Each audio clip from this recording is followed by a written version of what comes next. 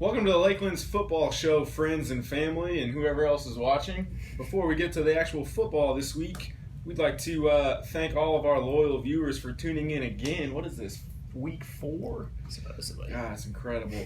And I'd like to give a special shout out to one of probably our number one fan. I guess so. Sending out the Fulton Win in Saluda. He's the football team's ball boy, and he's also the younger brother of quarterback Forrest Win.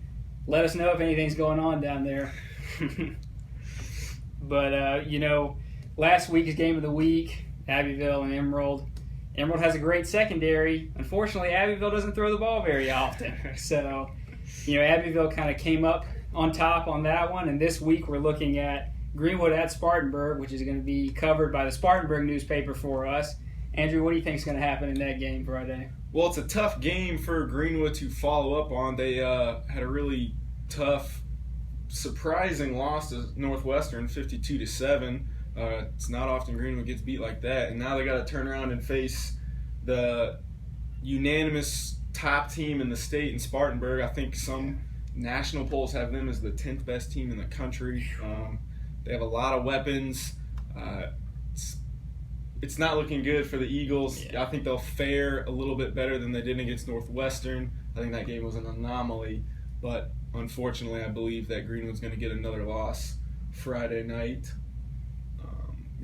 Another Greenwood area team is up in that area, the upstate up there in Emerald, taking on Greer. Yeah, starting region play early there in Class 3A, and it's pretty exciting that we're getting to region play so soon. I know that's my favorite part of the football season. Absolutely. Emerald and Greer is always a pretty good matchup. Greer came here last year and beat them by, I think it was about a 2-touchdown margin.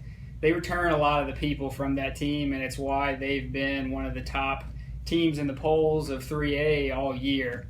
Their quarterback, Mario Cusano, loves to run around. He has no problem throwing on the run, has a pretty solid arm. The Emerald secondary is going to have to be on their game, and that defensive line is going to have to keep that pocket contained to keep the Greer offense from taking off. I'm afraid this might be a Emerald loss this week. We have another team up in the upstate area as well in Abbeville. They're taking on Union County. So if you're looking to swing by a couple different games tonight, just head up in the Spartanburg area because with Abbeville, Greenwood, and Emerald all up there, you should be able to see some good football. Yeah. Abbeville at Union County, interesting matchup. Abbeville's 4-0, Union County's 0-4. But throw those records out the window because Union County's lost to Spartanburg, Greer, Newberry, and Gaffney, 4 of the better teams in the entire state. They have a high-flying offense coached by former South Carolina quarterback Steve Tannehill. Those guys like to air it out. So it's, the Abbeville secondary's been good all year. They have 10 picks, but they're going to get a really tough test in Union County. But I think the Panthers' offense is going to control the ball, grind out some yards, and grind out yet another win heading into region play in a couple weeks. Moving on to 96, Abbeville's big rival. They're on the road again with another Class 3A opponent in AC Flora, and it's going to be another tough test. Yeah, definitely. 96, according to their coach, came out looking pretty good. I know they had over 250 yards rushing. C.J. White had about 100 yards more passing. 96 even had the lead heading into the fourth quarter against Swansea, and a couple fluky plays kind of turned that game around. AC Flora, they're a pretty potent offense as well. Their defense is still pretty young in the sense of starting time. I think they only returned one starter on defense from last year. So I'm going to take 96 in an upset. Whoa. How's that, Wildcat Nation? Another one of the only games in the Lakelands tonight is Saluda at McCormick, which are two teams you know very well. Yeah, and that's the game I'm going to be covering Friday. Saluda is looking really good offensively right now. Their defense has some big guys. McCormick is coming off their first win of the season and the first win of Russ Snyder's McCormick tenure. It's going to be a very entertaining matchup, especially out of the backfield. Saluda with Malik Brooks, McCormick with Mateo Durant.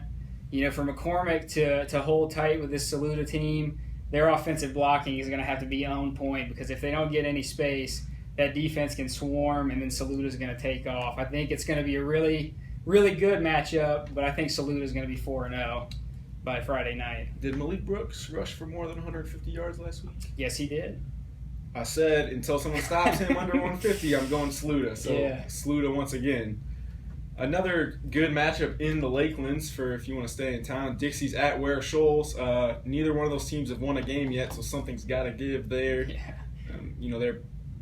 They're not in the same region right now, but they're typically region opponents. The bit of a rivalry between those two teams, and both are hungry for wins. I think Dixie's got a little bit more depth, a big running back, big freshman kid in D. Donald, who's going to be tough to stop. I think Dixie's going to break through in the win column this week. And, wrapping up games around the Lakelands is Wardlaw Academy at Greenwood Christian, which is a big region match for those guys. I don't know if you're going to find a better 8-man football matchup in the state. They're Wardlaw, pretty prestigious program when it comes to 8-man football. Greenwood Christian looking to kind of put their stamp on this season. So I'm going to go with Greenwood Christian. I feel like they're figuring stuff out, and a Wardlaw Academy win, that would be huge for their resume so early this season. So that's it for us here at the Lakelands Football Show. As always, please follow us on Twitter. IJ Ethan Joyce, IJ Andrew Mackey, IJ Greg Hampton. He's our sports editor. We use the hashtag Lakelands Football. We'd love for you to use it as well. And we'll see you next week. Be sure to read every single article we write on theindexjournal.com. And again, thanks for tuning in, and see you later, Fulton.